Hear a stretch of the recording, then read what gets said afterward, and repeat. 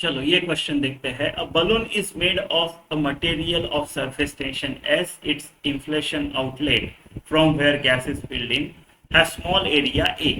It's filled with a gas of density rho and takes a spherical shape of radius r. When gas is allowed to flow freely out of it, its radius r changes from r to 0 in time t.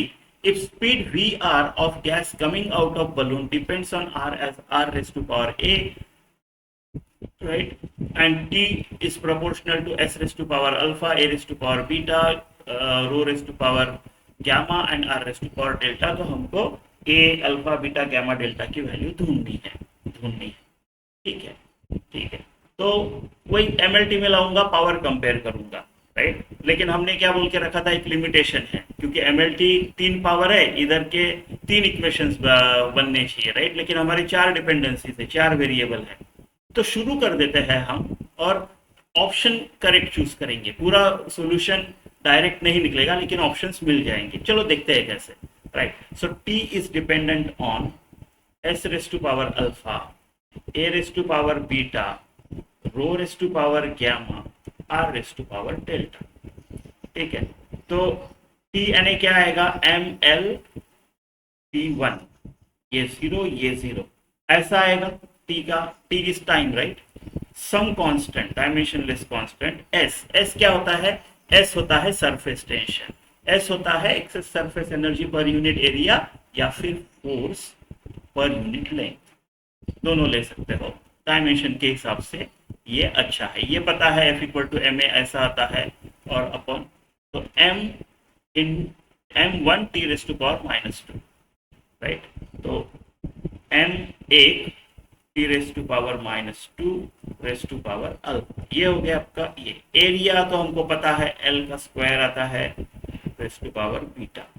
Density, mass upon volume, right, mass upon volume. So m1 l-3, volume का l cube ना, तो m1 l-3 raise to power gamma, r तो radius है, l raise to power delta.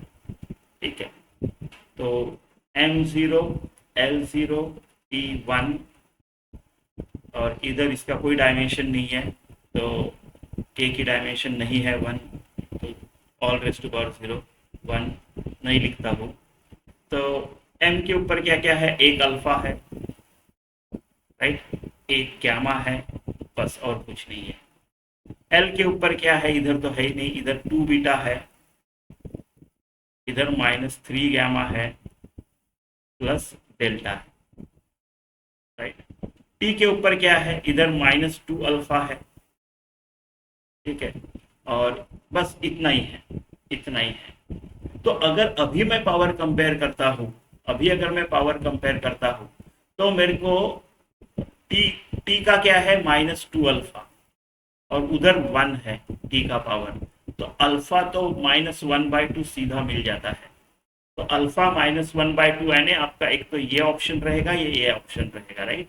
इन दोनों में से एक option होगा। अभी आप बीटा डायरेक्टली कैलकुलेट कर सकते हो क्या, ऐसा इतना सारा नहीं है, ये वाला देखते हैं, ये कर सकते हैं, क्योंकि मेरे पास अल्फा है, डेल्टा नहीं है, तो दोनों में से एक तो है। तो m की अगर पावर कंपेयर करेंगे, तो alpha plus delta is equal to 0, तो delta is equal to minus alpha, यानी वो अगर -1/2 है तो ये 1/2 है, तो डेल्टा 1/2, ये इन दोनों में से एक ऑप्शन, और डेल्टा,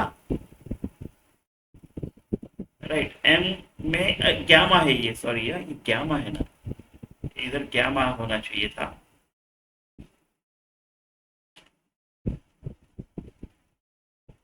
राइट। तो गैमा पॉजिटिव हाफ।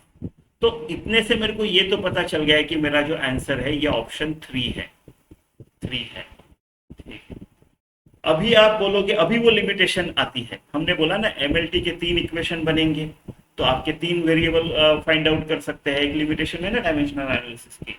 लेकिन अगर आपको कोई बोल दे कि तीसरा वेरिएबल, चौथा वेरिएबल इनमें से एक है, तो आप चेक तो कर ही सकते हो वैल्यू डाल के, है ना। जैसे देखो, अभी अगर मैं ऑप्शन सी बराबर है बोल रहा हूँ, तो मैं अभी डेल्टा बराबर है क्या चेक करता हूँ, राइट। ये है मेरा डेल्टा वाला, तो डेल्टा के लिए क्या है इक्वेशन मेरा, 2 beta minus 3 gamma plus delta equal to 0। मेरे को अल्फा और गैमा पता है, ना ही मेरे को बीटा पता है, ना ही मेरे को डेल्टा पता है, तो अपना वो लिमिटेशन जो था वो सही है, नहीं कर सकते फाइंड आउट। लेकिन अगर मैं ऑप्शन देखूं तो बीटा -1 डाल के तो देख ही सकता हूँ आता है क्या गैमा 7/2। तो बीटा अगर -1 डाला तो ये -2 हो गया, -3 गैमा यानी -3/2 plus delta equal to 0, right. तो डेल्टा ये कितना हो गया 3/2, राइट, यानी ये 2 को 4/2 लिख देता हूँ, तो -7/2 प्लस डेल्टा, तो डेल्टा उधर जाके 7/2 हो जाएगा, तो डेल्टा 7/2 तो आ रहा है ना। इसका मतलब ये ऑप्शन करेक्ट है। ऐसा कर सकते हैं, ऐसा रीचेक कर सकते हैं। तो ऑप्शन 3 आना चाहिए इसका।